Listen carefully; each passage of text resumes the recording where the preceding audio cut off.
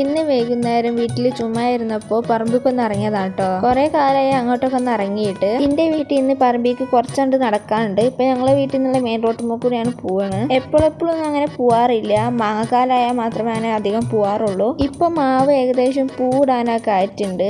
അപ്പൊ നമ്മളൊന്ന് പറമ്പിക്ക് പോവാണ്. ഞങ്ങളെ വീട്ടിലത്തെ മാവ് എല്ലായിടത്തും പൂവിട്ട് ലാസ്റ്റാണ് പൂവിടാറ്. എല്ലാ പ്രാവശ്യവും സ്കൂൾ പൂട്ടുന്ന കുറച്ച് മുന്നേയാണ് മാങ്ങൊക്കെ ഉണ്ടാവാറ്. അപ്പൊ ഞങ്ങൾ സ്കൂളിൽ കൊണ്ടുപോകാറുണ്ട് ഉപ്പും മുളകൊക്കെ ഇട്ടിട്ട് ക്ലാസ് ടൈമിൽ തിന്നാനായിട്ട്. പറമ്പിൽ ഒരുപാട് ഫ്രൂട്ടിന്റെയും കിഴങ്ങിന്റെ ഒക്കെ മരമുണ്ട്. ആ മരങ്ങളൊക്കെ 3 വർഷം കൊണ്ട് കായ്ക്കണ മരങ്ങളാണ്. 2026 കൂടി കൂട്ടി അത് 3 വർഷം ഏകദേശം ആകും. മരങ്ങളൊക്കെ ഏകദേശം നന്നായിട്ട് വളർന്നിട്ടുണ്ട്. ഇപ്പൊ ഒരു കാട് പോലെ നമുക്ക് ഫീൽ ചെയ്യും. വൈകുന്നേരമൊക്കെ പെട്ടെന്ന് പറമ്പിന്റെ ഉള്ളൊക്കെ വേഗം ഇരുട്ടാവും കേട്ടോ.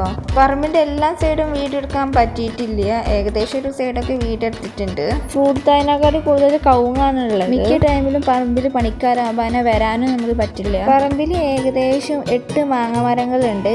അതില് പ്യുവർ മാങ്ങ കേട്ടോ ഇത് കാണുന്നത്. പ്യുവർ മാങ്ങ അവിടെ ഏകദേശം ഉണ്ടായിട്ടുണ്ട്. റമദാനിലെ എല്ലാ പ്രാവശ്യമുള്ള മാങ്ങകളൊക്കെ നമുക്ക് നമ്മളെ പറമ്പിൽ നിന്ന് കിട്ടാറുണ്ട്. പറമ്പിന്റെ ഒരു സൈഡിലൊക്കെ ഉപ്പ വാഴ നട്ടിട്ടുണ്ടായിരുന്നു. കവുങ്ങിന്റെ അടുത്തായിട്ട് എന്റെ ഉപ്പ കുറച്ചധികം ഫ്രൂട്ട് തയ്യാൾ നട്ടിട്ടുണ്ടായിരുന്നു. പറമ്പിന്റെ ഉള്ളൊക്കെ ഏകദേശം ചുറ്റി കറങ്ങിയതിന് ശേഷം ഞങ്ങൾ അവിടെ ഇരിക്കാൻ പോയിട്ടോ. അവിടെ ഇങ്ങനെ കുറച്ചേരം ഇരുന്നിട്ട് റോഡുമ്പോൾ വണ്ടിയൊക്കെ ഓണൊക്കെ നോക്കി നിന്ന് കുറച്ചധികം നേരം സംസാരിച്ചൊക്കെ ചെയ്ത് പിന്നെ അങ്ങോട്ടും ഇങ്ങോട്ടൊക്കെ ചുമ്മാ നടക്കുകയൊക്കെ ചെയ്തിട്ടോ. വല്ലപ്പോഴും പറമ്പൊക്കെ വരുമ്പോൾ പരിചയക്കാരൊക്കെ കാണുമ്പോൾ ഒന്ന് വർത്താനൊക്കെ പറയും.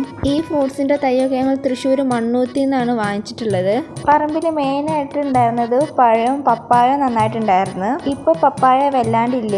മഴക്കാലമൊക്കെ ആയപ്പോൾ കാറ്റിനും ചിലതൊക്കെ ഒടിഞ്ഞു വീണതാണ്. മിന്നും പൊന്നും കൂടി മിഠായി വാങ്ങാൻ കടയിൽ പോവാട്ടോ. അവര് 3 സിപ്പപ്പും കുറച്ച് മിഠായി വാങ്ങിച്ചിട്ട് ഞങ്ങൾ ആ മരത്തുമ്മ പോയി ഇരുന്ന്. ഇത് ഞങ്ങൾ സ്ഥിരമായിട്ട് പോയി ഇരിക്കണ മരാട്ടോ.